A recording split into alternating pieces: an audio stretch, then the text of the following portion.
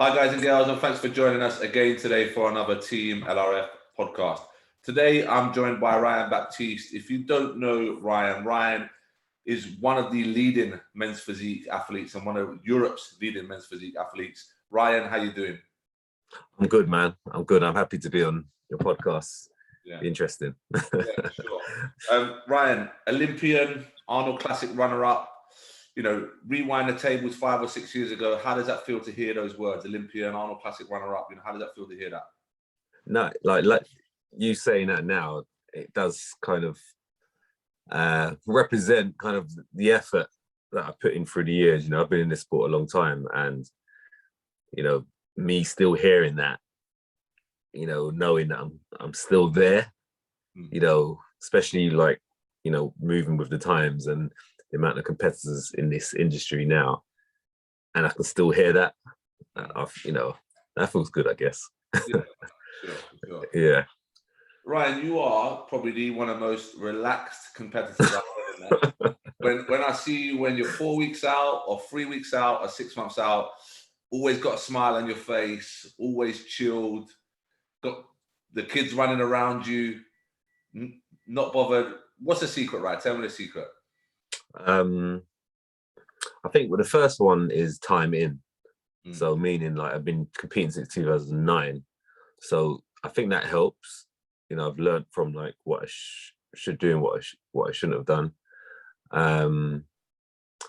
And having, you know, your other half, like understanding that, yeah, you got to get up in the morning early, do your thing.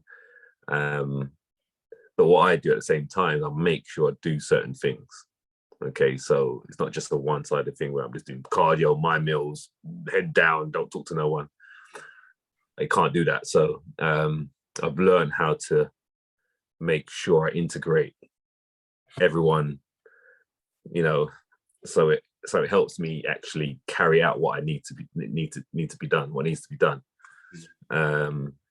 And that's important. A lot of people go head in and like just ignore everyone, don't answer messages, don't want to speak to no one. But what happens like when you turn up at the competition, you have no one supporting you because you've just been, you know, so you need, I think that's the secret, you need to involve everyone else, whether, you know, when I mean involved, not like cooking your meals and stuff, just let everyone know what you're doing, you know, share with them, you know, how it feels, and they, you know, they might leave you alone anyway, but I mean, you know, you have to involve other people, and that's the important part. With the relaxed side, I think I'm quite a laid-back person anyway, and I guess that helps. Smile on the face, I always like to smile, even when I don't like, I shouldn't smile, I'll smile anyway, because it makes me feel more positive, because I know that being in a, you know, being unhappy only lasts like it's a short-term thing. There's always a better day, so just go with it. It's life, isn't it? You know, it's life. We're only here for a little while, then we don't know where we're gonna go to after, so just enjoy it, you know. Yeah, I love that, man. Yeah. I love that, and you're right. I've seen you compete from 2009. I remember chatting about like when we was backstage at Arnold, saying, you know what, it's like the old days. You know, there was you, Remain, the other boys in the crowd who had done those same shows. You know, been around for a long time. That was really nice, man, to do that. You know, looking at the Arnolds this year, it was the first time you competed for a while. That period of time was the first time you competed for a while. First time on home soil for a long time. First time on home soil as a pro, right? Yeah. Literally, I didn't even think about it until like I was prepping for it, like a few weeks out. I was thinking, this is actually my first pro show in the UK, you know? Yeah. Friends, family there for the first time in a while? Yeah, exactly. Like, so I got my pro card in 2014, and that was the last time that I had family and friends to actually watch me compete. So yeah, it was nice to have that crowd behind you, and you know, but even this family, like even randoms, I don't know who they are, but randoms are cheering your name anyway, you know what I mean? Because you're home, so you know, from the UK kind of thing. But it was good to do it in your own country. You didn't have to like get on the plane, you know what I mean? You could rock up with dumbbells and stuff like that. You know, just those little things of the benefits of competing in your own country. Yeah. And did that bring any extra pressure, right? Pressure. Yeah, I felt a bit of pressure. I'm not gonna lie, I felt a bit of pressure just because you got the young bucks in it behind you, knocking on your door, you know, and also you got your family, like, wanting, you're buying all these tickets for them. They're traveling up, you know what I mean? Yeah. And, you want to get in that first call out at least. So but the thing is, I like the pressure because it makes me perform, those sets where it gets tough and you're thinking to yourself, why am I doing this to myself? I wanted to do it. I was inflicting it on myself. And then that was the difference. When pressure is there, I think I actually look better because I look at shows when there's no pressure. I just last call out, you know what I mean? Like, it didn't place. There's really it does help me as a person, my mindset when I'm training for sure. Yeah, sure, man. And a lot of people, right, who are new to the industry and potentially, the industry is growing all the time. So there's thousands of new people coming to this industry all the time. When I looked at that Arnolds Classic lineup, I thought, you are top three. You are top three, like, without a doubt. Like, with people who know your record, know that, San Marino, Romania's, all these massive European shows, you're in the mix all the time. Did you feel like going into that show, like obviously I know Ryan Terry is there, but did you feel like I can win that show? Yeah, no, I did. No, I did. Yeah, I did. It's a bit of it's a mixed emotions, but deep down I knew I could do well. Okay, but then you question yourself as well, and you start to see other physiques and stuff like that. You think, he looks good, and then you start, okay, cool. But then you understand, okay, this is just mind just playing games with you. I knew I've got the talent, so I knew if I bring my best, I really know if I bring my best day that I think I could beat anyone on a given day. Like, I don't think I've even reached my potential personally. But that's how I do believe that. If I bring my best, it's trouble. So, but because I've been inconsistent in the past in certain competitions, that was my only kind of like doubt. But I knew that if I really, put the pressure on the dieting as well and really go strict with the genetics I've got and the hard effort behind it, I would have done well. Yeah, for sure. What do you think causes that inconsistency, right? Sometimes genetics can be a downfall, and you're training by yourself in the gym most of the time, and you look in the mirror like, yeah, I'm looking good, man, I'm looking good, and then you kind of take your foot off the pedal a little bit in terms of maybe your cardio, or you might have a few like cheat meals too close to the show, thinking that you can do a refeed because you look good, and then you go backstage and you see some Italian who just looks hard as nails, and you look at yourself and think, I thought I was lean, or I thought I was conditioned, but this guy's on another level. So it's just being complacent within myself, and not pushing. Like, I could be in the gym, I think I look great. I just keep training the way I'm done. I don't need to push myself too hard now because I don't want to get too big, or you know what I mean. That's another thing as well. But now I've learned just to push, just to go, just let it go, leave it all there, So I've learned that now. Whether I get big or not, just let it go, and I find that does help. I mean, I'm not going to get massive now. I think I've reached in terms of size. It's just improving on like slight roundness and a bit of more heart, be a little bit harder. That's where I know I can get better. Yeah. And does that frustrate you, right? Does that frustrate you looking back at some parts of your career thinking I could have been better? Yeah, 100%, because there's the missed opportunities. So in 2016, when I got to Olympia, that was my first Olympia, and there was like 45 of us on that stage, men's physique, and I got second call out. I was like, okay, but I was the first one in the second call out. But obviously it was numbers, so I was number 11, so I was kind of called out, like second call out first. I was like, cool, right in the middle, and then I got slightly moved out.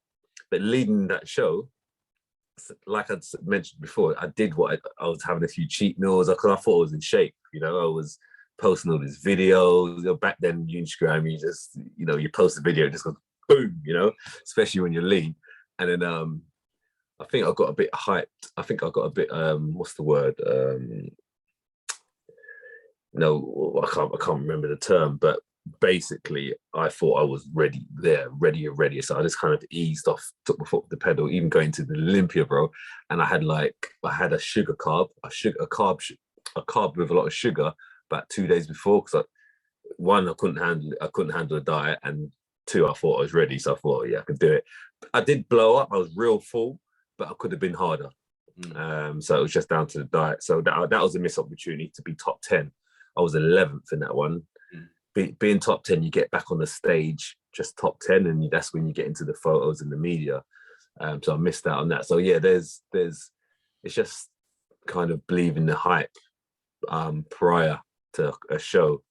Whereas now I understand I need to just go all in no matter what you look like, and especially now with the standard of competition is like it goes up every year. So and it's going to be even harder this year to get to the Olympia. But I like that.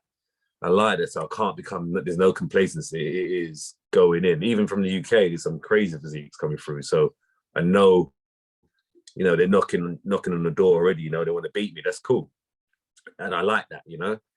So there's a show in July. That's the one I'm looking to do. It's going to be full of UK guys, right? So game on. But I like that. Do you think, right, that age has helped you understand that? Yeah. Age, timing, and just learning from your mistakes, for sure. Yeah, sure. Yeah, for sure. So spinning some things back now to your early days, right? Like we know how hard the card used to be to get. I'm not saying it's easy now by any means whatsoever. Like there's more shows, there's more competitors than ever. Where there's more competitors, there naturally should be more opportunities. But you started your journey 2009. You were knocking on the door almost straight away. It took you all the way from 2009 to 2014 to get that card. And there was some ups, some downs along the way. I know you had some good places, some average places, and obviously you got it in 2014. What was your journey like as an amateur? Was it something that you really enjoyed, like chasing that card, like guys do nowadays, or were you sort of in it to enjoy it? So my journey is a little bit different because I was in different federations prior. So I started a competition called Fame in 2009, and that's now Miami Pro, right? So that's when I was just doing the amateur scene, fitness model, innit? The fitness model scene, and then I went to Miami, did a few of the Fame competitions out there, and then I went to WBFF, and I then got my pro card as a WBFF in 2010, I believe. In 2010. That was muscle model, wasn't it? That's what that called. No, that was fitness model as well. Yeah. I was still in my 80s kgs. So I was fitness model in 2010 pro, and then I did 3 years as a WBF pro competing until 2013, and that's when I made the switch to the UK BFF at the time. And I did the qualifier at Bet Theatre, and then I did the Grand Prix. It's at the Grand Prix that's where I made the statement, the Panther show, right? So that's where I made the statement, and I got first place at the Grand Prix. I think I beat Romain, I beat what's the other guy's name? Oh, he's not in the scene now. A couple of those, I think Resto, I think he was on there as well. But so I made a statement there, and that kind of made me feel a favourite for the British finals later that year. And then obviously going on that stage, it was like there was about 120 to 140 competitors, and that's all together, obviously different height categories. Mad numbers back then. Yeah, so I remember it was like 5 in the overall, 6 in the overall. Obviously, you had to win your lineup first, and there's still 40 in there. Yeah.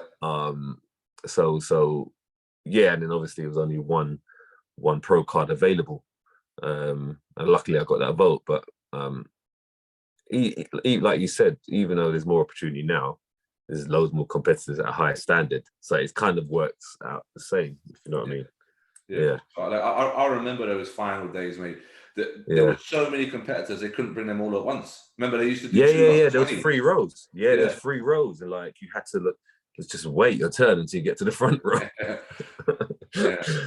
Yeah, I remember those days, man. You know, yeah, I think those days are missed sometimes by the guys because it was such a big weekend. Like, you know, the yeah. British finals, I think, is now building up to that again. Which last year there seemed to be a little bit of hype around it. It was I really think good. it'll get there. I think it'll get there. I think it needs to be more. But I understand the model right now, but I think personally it needs to be more glorified in terms of you have to qualify properly, you know. So so you get that top 3 or whatever it is to get there, and then it becomes more of a kind of a The best of the best. an event. Yeah. So I think it'll get there because the more competitive you get, the more you have to pick the quality out. And then once you get the British final, it's then like, yeah, cool, I got to the British finals. This is a real achievement. At the moment, it's not like that, I don't think. But I think it will get like that. I hope it does get like that anyway, because it does bring a little bit more kind of like hungriness it's because some people just rock up to the regional, yeah, cool, I'm not gonna, you know what I mean, and just kind of waiting for the British final type thing. But you lose that edge in the regionals as well. You lose that edge. Like I remember, you want to get that top 3 in the regionals, so you need to get that back again. Yeah, the invite alone was a big thing back then. Yeah. So that was exactly. So once you get, so I think that will make it a lot better for sure. Obviously, a lot of people will lose out, but that's how it should be. You know, you want to then, okay, cool, I'll come back next time. You know, yeah. It works both ways. Not only are you hungry then to get that invite, but then if you don't get it, you're hungry then to improve. Yeah, exactly. Yeah, that's how I think it will go anyway. Yeah, for sure. Yeah. For sure. And Ryan, I obviously know that you've got your family and you support your family through bodybuilding as well. If we look at bodybuilding as a whole, like, what does it mean to you? Like, what does bodybuilding as a whole mean to you? What has it brought to your life that you may not have never had? Yeah, that's a good question. It's brought something where I can have an outlet, for sure. Because I've always been into sports, and obviously when you get to a certain like age, you break Achilles and all sorts happen, right? Yeah. So it gives me an outlet to, because I don't go out anyway, I don't really do all that. It just gives me an outlet to use my energy, and I always say to myself, I don't want to be normal. I don't want to be like a normal person.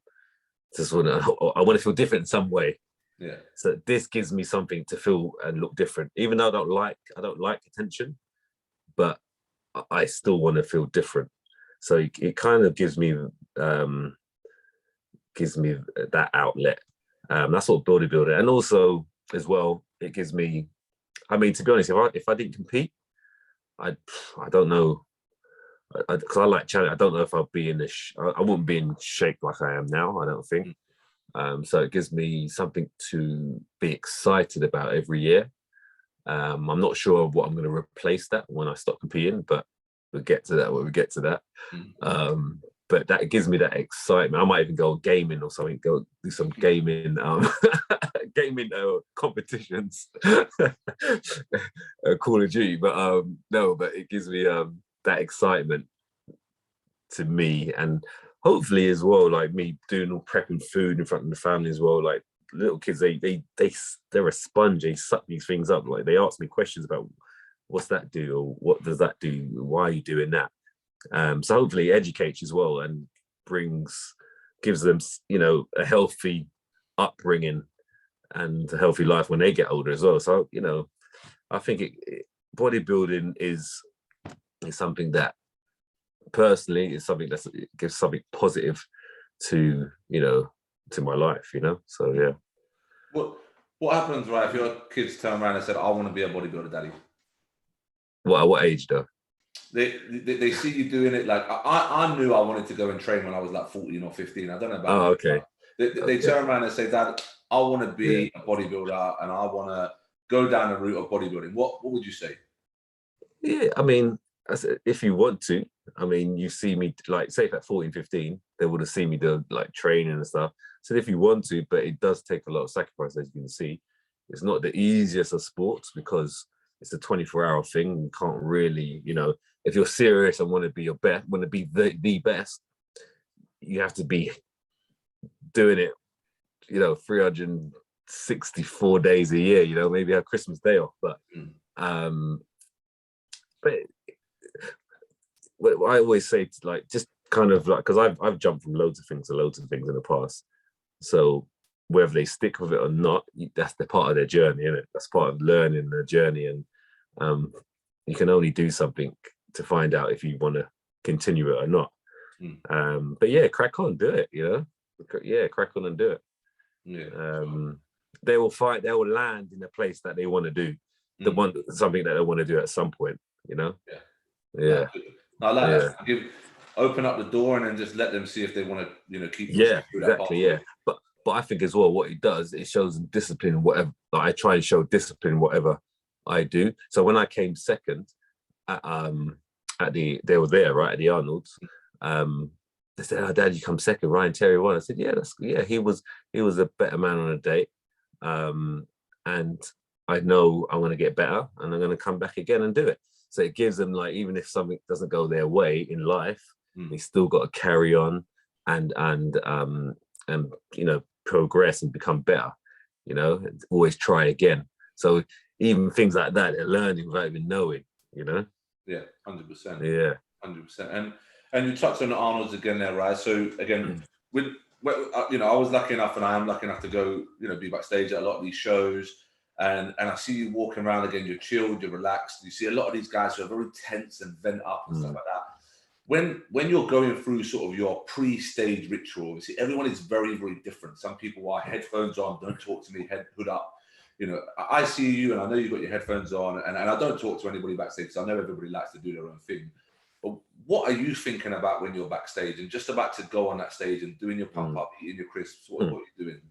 Yeah, that's the most nervous part. I think that's the most nerve-wracking part, I believe, because you're just about to go on. You're questioning yourself. Do you, am I looking good? Am I pumped enough? Am I sweat? Everything is going through your head at that point. It's just so many things, and then when they're in the line, and obviously the people are ranting in your ears, "Come on, get in line, get in line." I then try and just chill, and just think of my routine and try and just take my time. Because when you get out there, things get quick. Like, even I did it. Even when I went on stage, it went quick. I moved too quick, because you got to just go through the motions in your head. But prior to that, like pumping up, I like to talk to people, because it makes me probably feel a little bit more relaxed. Because when you're a competitor and you've been watching all these people on Instagram prepping for the show, you think they're like superhuman people type thing, but they're just normal people like you. So I think for me, talking to them makes me feel just normal, just like them. So it's like we're going through the same thing, and that kind of puts me at ease a little bit, I think, without even knowing what I'm doing. But it's only after, when you actually think about it, it's like we're all just guys, just train. We happen to have a decent physique, and we happen to have the craziness to do the cardio and the diet, but we all just want to do well. So when you strip it all away, that's what it is. And for me, talking to them, you kind of just get that, cool. It just puts me at ease a little bit. But yeah, just about to go on stage, that's the bit where it gets me. But once I'm on that stage and I'm walking, I'm ready. Yeah, no, just go. It's weird. Yeah.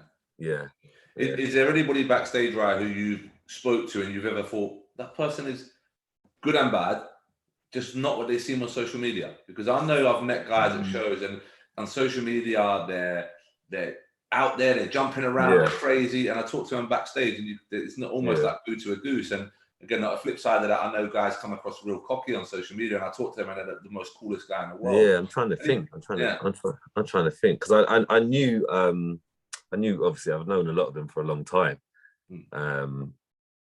but I can't really think of anyone. I mean, Ryan Terry, he's quiet. He's and you can see he's actually, with Ryan Terry, he's more what's the word? He's a very humble guy. He's more kind of a nervous person than you think. That he's more nervous than you thought. Very you know, introverted. He's very very introverted. Yeah, very like so almost distance himself from everybody. Does his own thing, but then when he comes off stage, congratulates everybody. Yeah. So he and then when he's on social media, he has to really like work for that. You know, he has to work for that because that's not his natural, like in front of the camera. Yeah. So, you know, if you didn't know, because I knew that before, but if you didn't know that, you think, oh, okay, he's quite a shy person, but he's cool, you know. Well, Ryan come up through the ranks, just like the UK. Yeah, exactly. Yeah, he was a year before me. Yeah, so he did 2013. He got his pro card. But yeah, so I can't really think of anyone I'm trying to think of the other way around. That's loud on social media, but is quiet and reserved. I can't really think. Yeah. Not in the men's physique world anyway. I think, to be honest, most of the men's physique guys are quite cool. Yeah. The top guys, they're quite cool. I don't know about the bikini girls. I guess that's another story. But but I don't really talk to them, to be honest. That's one. I don't really talk to bikini girls, really. I don't really. You know what I mean? To be honest, I try not to. I'm one of those people just kind of keep myself to myself a little bit of like. Cause I think that's where I'm just too busy. And I don't even like to kind of know what's going on either. I just like, you know. No, for sure, man. I get that. Yeah, I get that for sure. I didn't know whether there was anybody who stood out, like, because we've had Ray Edmonds, we've had Andre Ferguson, like those guys that are sound as a pound. You know, they're cool, they're chill. No, with Andre Ferguson, he keeps it real, man. Yeah. He keeps it real. He's exactly backstage. He's loud, he will talk, but he does it on social media. So he's real. He's a real guy. He's real. It's not an act. That's him. He's from the hood, you know. That's him. Yeah. I can't really think of anyone else. I think to be honest, I think most. I mean, I don't know what feedback you've got from other guys, but I think most men we're just normal guys that want to kind of do well, you know. Yeah. You know, we're not really up ourselves. No, a couple of the men's physique boys said there's a few like bodybuilders who don't like men's physique athletes. I get that. I get that. Yeah, I get that because they're bigger than us, but the men's physique get a bit more traction sometimes on the social media scene, only social media scene. So I get that little kind of conflict. I get that, you know. But other than that, I can't see any kind of men's physique guys. I think most people that train hard, I think everyone's cool because you come from a beginning of, you know, of hard work. You know, bodybuilding is not a glamorous thing, is it? Really? So we're not like actors or like Formula One drivers where you can act a bit cocky. There's not enough money in the industry for that. So I think because we're kind of a lower industry, you won't really get many competitors like that. You know? Sure. Yeah. And from somebody who's competed across Europe, right, across America, do you see any differences in what the judges are looking for? Oh man, it's so inconsistent. I'm gonna lie, I'm just gonna say it is so inconsistent. I mean, there is a little bit of it just depends on who's competing, but there is a lot of inconsistent kind of behaviors in terms of judging and placing. Like from show to show, like for me personally, I now need to know who's judging. That's it. That, you know, before I actually say, I'm 100% going to do it. Because I think it's just like that. It is that bad. And it kind of sometimes, that's the only negative on the men's physique competition side, where it's just real, like so inconsistent. It's still subjective, isn't it? Like, you know, I always say that bodybuilding is the easiest thing to judge because it's the biggest, the hardest, the shreddest. You win. You know what I mean? Whereas men's physique, like say men's physique and bikini as well. Like it's still, I prefer blondes to brunettes. I prefer dark to light. Like it's still that very still like that. Because again, when you've got one guy who's got a physique, who's got blonde hair, crisp midsection, nice back, big chest, big shoulders. You've got another guy who's dark hair. Who do you go for? You're naturally drawn to one or the other. Yeah, I think it is tough. I mean, it is a subjective sport. I think it is tough anyway, being a judge, because there's so many good physiques now.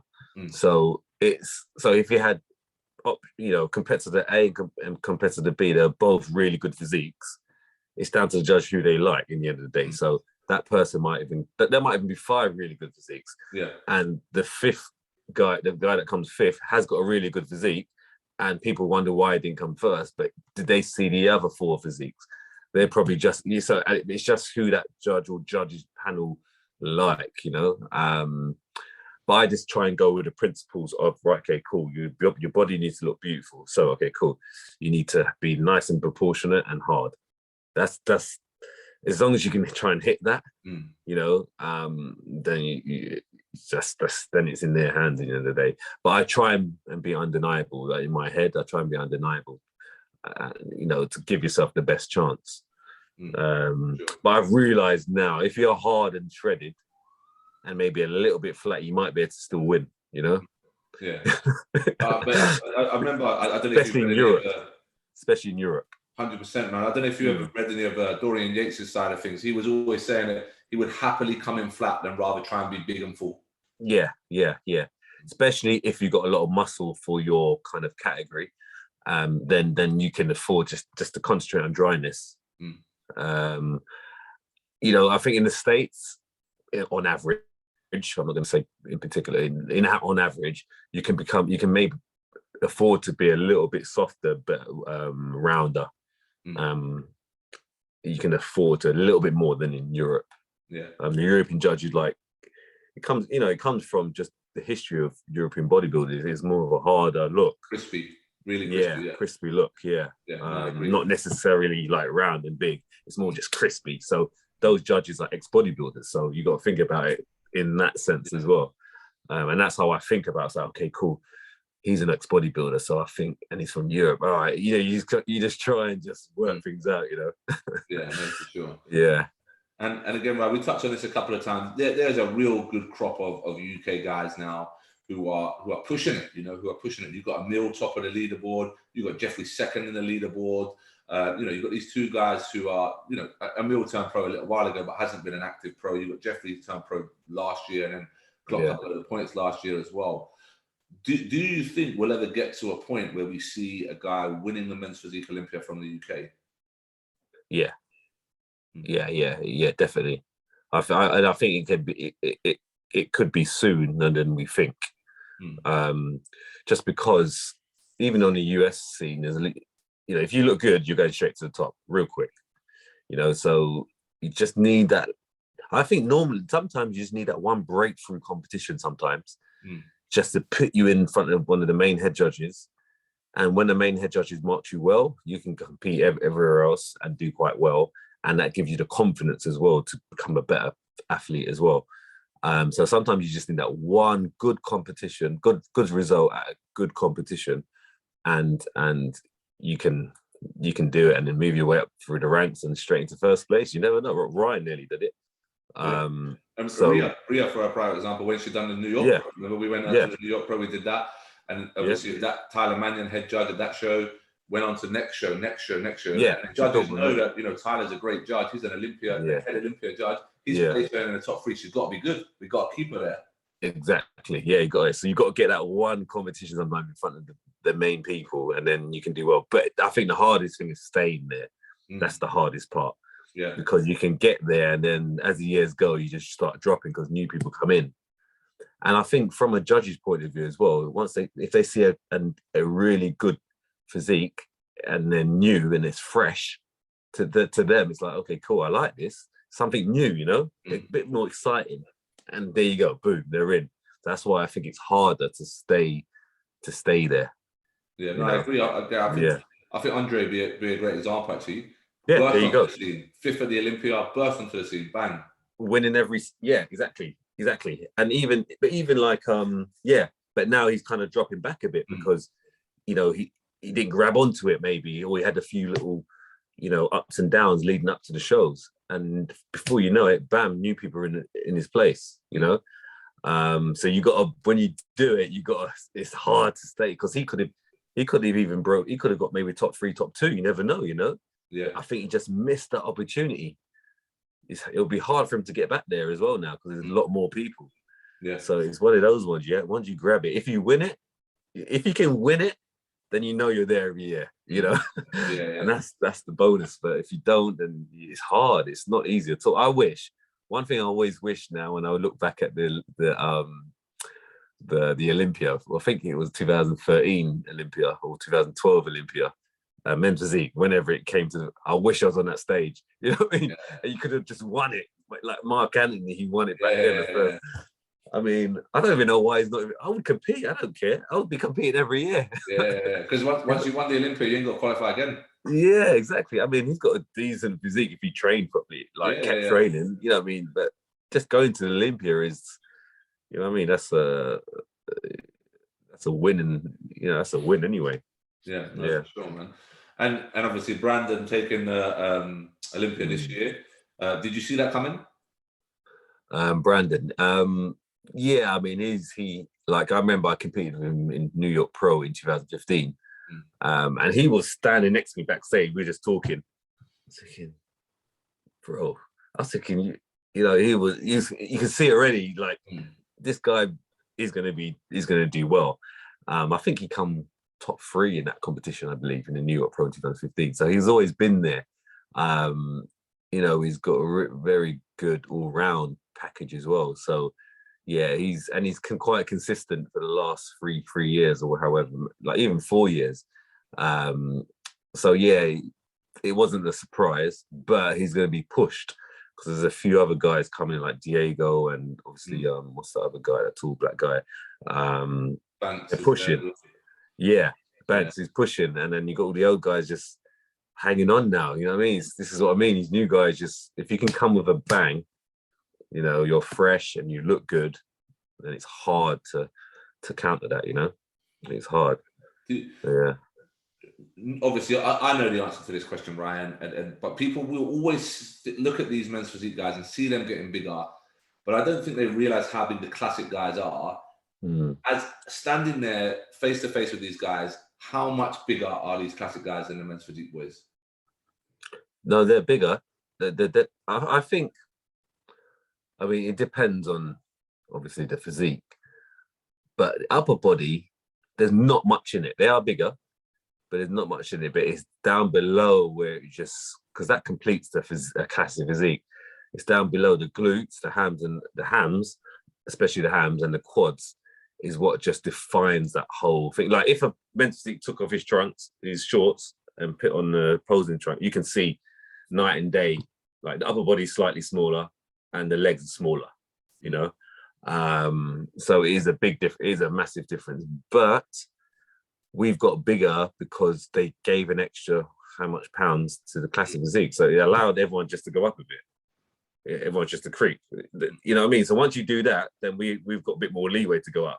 Yeah, and that's what's happened. And that means and what it means as well, because we still train our legs, but we don't have to train it twice a week. We just train it once. So that means we've got more days to train upper body to get bigger. Yeah. That's how it works. Yeah, no, for sure, man. Yeah, like my prep before Arnold, I did legs once a week, but I did back and chest twice a week in 7 days. You're only going to get bigger, aren't you? You know. Yeah. No, for sure. And earlier on in your career, I know you're very settled now in the men's physique class. Dabbling into classic? Yeah, I did. Yeah, I like when it was at a lower weight. Yeah. As soon as they put, I was like, oh, that's long, man. I ain't prepared to do all that. Yeah. Because you and Romain both went over to classic, didn't you? Yeah, I didn't compete though. I just did like an off season, and I thought, you know what? Yeah, this. I think when I was doing the off season, they put it up as well. I was like, nah. I'll just go back to men's physique, because I was in a bit of limbo because I had a few bad results in men's physique. I was thinking, I think my physique would look good at classic. I still think that, but I'll need more size. I think I need another 10 kg, 10, 12 kg, and then I'll look cool. But am I prepared to do that? No, I'm not. So I then went back I had a 2-year break, went back to the Romania show. That was my first time back, and then I did quite well. Thought, okay, cool, they do like me then. And that's the thing, it can destroy you. Yeah, you can't, like, anyone listen to this now, like, you get a bad placing, cool, just reflect, and maybe take a bit of time off and still train, take the time off, and then come again fresh. You know, sometimes if you do too many shows, sometimes you kind of get, you know, you might not go your way, or you get tired. Sometimes a break can help, you know, but you still need to stick with your training and start to enjoy it again. And that's what I found. You have to enjoy it to then be able to come back for, I'd say, a 12-week prep and hit it hard. Yeah, you know? A prime example is young Jack, who I worked with, Jack Davis. You know, he knocked on the door for the pro card for a long time. Did the show in March. You know, working with somebody else, did the show in March, didn't get the result. He said he's going to give up. Said he's going to quit bodybuilding. Yeah. So I did his posing, right? So I did his he came to his posing, and obviously he was like, yeah, I'm going to do this, and then he didn't get the result that I wanted. And then he said he's gonna, and I think I messaged him actually, and he goes, "Oh, I'm done with it." He sent me this long, like, kind of message type thing, like just basically long. He just wants to get out. I thought, nah, he can't give up. He can't, because he's a good physique, you know. Yeah. He can get the pro card. I'm glad he did. I'm glad, you know, you spoke to him and you got him back in there, you know. Yeah. And then went on and was the only person actually from the British finals to actually do the Arnolds. And Arnold didn't go his way. Yeah. The only person who carried on dieting, he's a madman. Carried on dieting, and then but, you know, good look at the Arnolds, but, you know, you saw that step up, and then we've obviously gone back and made the improvements. Like, you got to, you know, sometimes you need that time from amateur. There's no joke, is it? Yeah. From amateur standard to the pro standard. Oops. That's all right. Go on, bro. I'm there still. Yeah. It's no joke. But again, you just head down and start from level one again, innit? And build your way up again. Yeah. It can be done, you know? It can be done. And the thing is, people sort of don't realize that when you're the best pro, when you're the best amateur, you get your card, you're a nobody again. Yeah, you got to start again. Yeah, you can start again. Yeah, my first pro show was New York Pro. I always like to throw myself in the deep end. Bro, I didn't even I got, you know, they say 16th. Like, that means just there's no place in. Everyone's 16 from 16 onwards.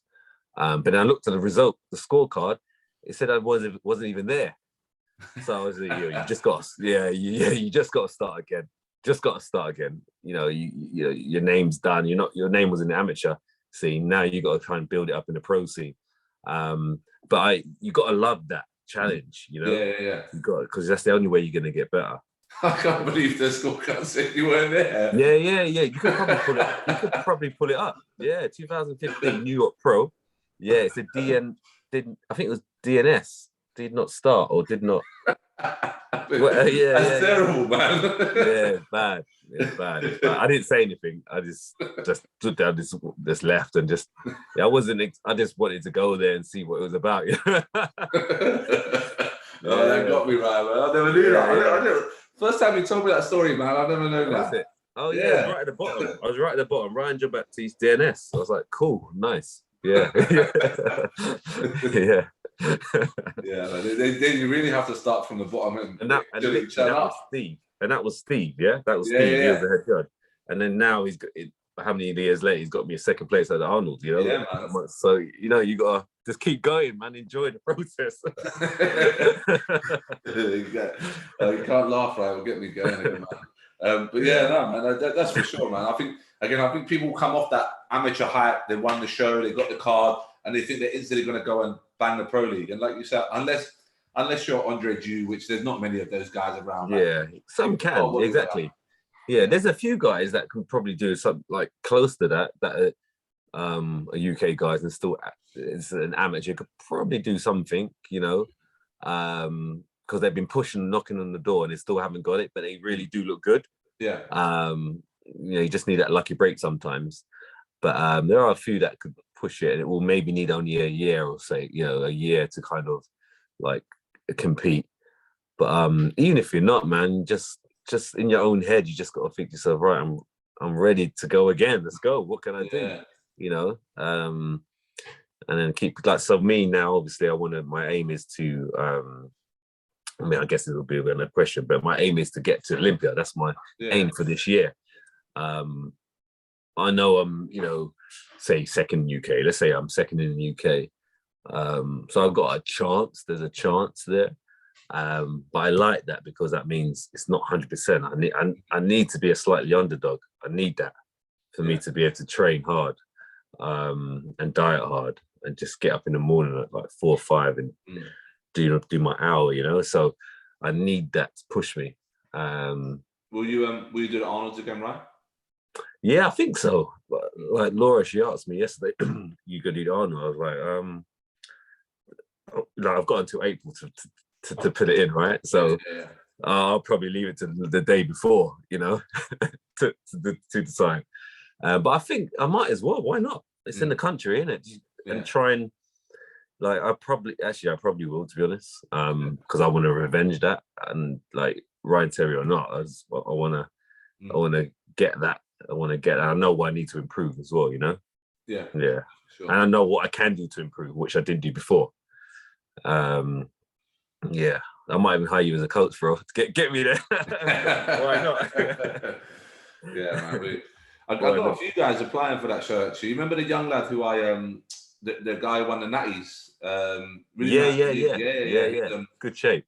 Yeah, he's applied for that. He's applied for that. He won the Natties and has applied. Oh, you got to apply, haven't you? Yeah, you got to apply for that one. But the one which is in July, you ain't got to apply. It's just an open show, innit? So yeah. Tyler, is he doing that one? No, he just needs a bit more time, mate, to grow. Oh, okay. And the thing is, he's still a natty.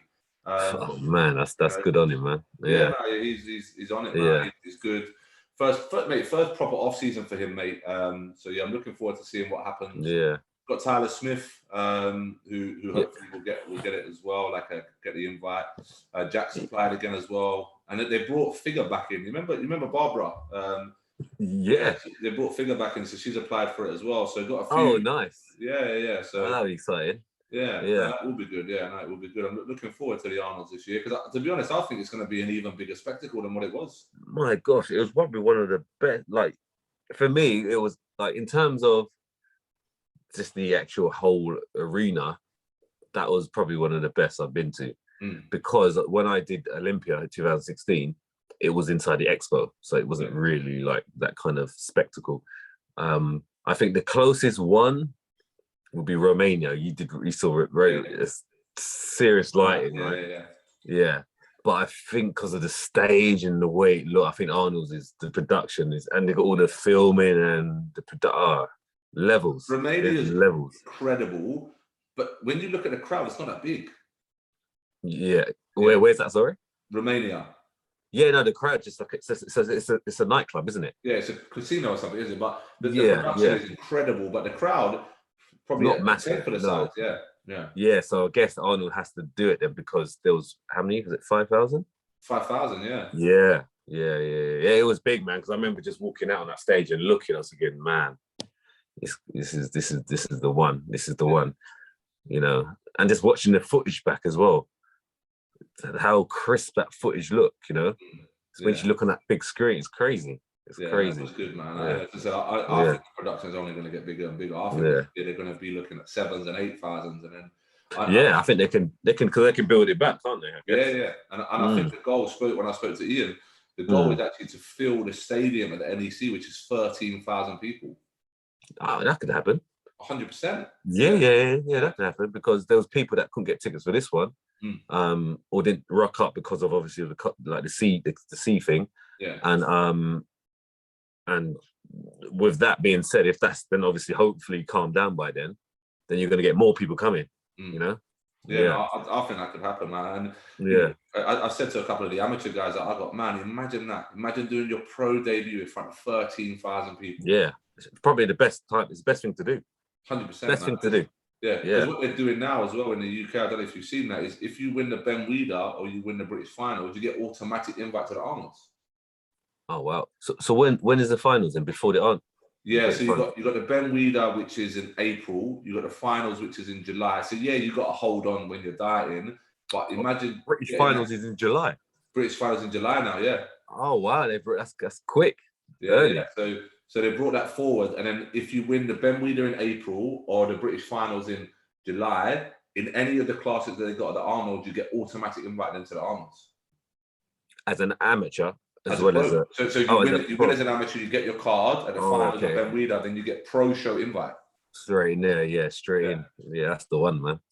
Yeah, I mean, you hold it, but that's, you know what I mean? You just, July, August, it's not for long, is it? Yeah, it's not long. Yeah, you got August and so really it's at the end of July. So really you got August and September, probably going to be 8 weeks holding that. And someone gives you that golden ticket to get in front of Steve Weinberg at the Arnolds. Literally, you probably can even get harder in that 8 weeks. You know, that's a good thing. You know, that's a good thing. I think the next Arnold's going to be even bigger and even bigger after that. So So that was going to be my next question, right? What are your goals then for this year? So obviously you're looking at lining up those shows, getting that done, getting the invite. Yeah. So obviously the Olympian is in Vegas in December. So it's like 18th December, I think, the weekend. So it's quite close to Christmas. So they're allowing qualifications up to I believe November. So pushing it, which is quite good because normally it's like about 2 months before. Normally September, isn't it? September, in August or something like that. Yeah, August, exactly. Yeah, so we've got a bit longer. So I'm sitting in 4th, and that was only doing the Arnolds. I only done one show. Because it's 8 points for like 2nd place, right? Yeah. So there's a lot of points. So I only done one show. I'm in 4th. So yeah, I'm hopefully I want to obviously qualify coming first. And I believe I can do that, you know, if I turn up right. So 100%. It's either that or just get there somehow, man. Just get there. Because I missed out in 2000, whenever that was, when my Achilles. 2020, I missed it. I qualified for Olympia, but I wasn't able to go. So I need to get that back again, you know, in my head. Man. I can't see any reason why you won't be there, right? You know. I just got to come in a bit harder, I think, and that's it. I think I've seen you with the top guys, you know. I've seen you push Andre when Andre would end that year. You finished 5th at the Olympia. You know, Ryan. You pushed Ryan Terry. Ryan Terry is Olympia runner-up. You know. So I can get there. I just need that little bit of percentage, I think. And I know. There's certain things I miss and I don't do, and I know I can get that. I just got to get it properly, you know. I'll be watching for the message in the DMs, right? I'll message you, bro. That's cool. No, that's been really, really useful, right? I really appreciate your time, man. And just to finish off, right, where can people follow you? I know obviously you're one of the best posing coaches as well in the country. You do a lot of posing. Where can they follow you, DM you, find out about your services? Yeah, so I've got obviously a website, Just Believe coaching.co.uk, and you know, that's where I've also got my training stuff, information on there. This hoodie has actually gone live today, you know. That's it. On the website, I've never sold merchandise, you know, never sold that. Today's the first day. So if you fancy this sleeveless hoodie, Just Believe, it's pretty decent as well, actually. Pretty decent. You can get that on the website as well. And I do a bit of posing as well. I mean, the posing is something that I enjoy doing. I don't really like push it. I just enjoy doing it. If someone messages me, okay, cool, let's get in the studio, let's do it. So yeah, you know, you can message me via Instagram, or you can go to my website, yourposingcoach.com, I believe. And yeah, that's where you can find me. I mean, or even just go to my Instagram, Ryan John-Baptiste, and then you can just message me there, you know. Ryan, thanks ever so much for your time, bro. That's been really, really useful. As I said, please like, subscribe, and share this. And if you do need any questions or queries answered, drop them in the comments below, and someone will get back to you straight away. Thanks ever so much. Take care. Thanks for having me on. Cool.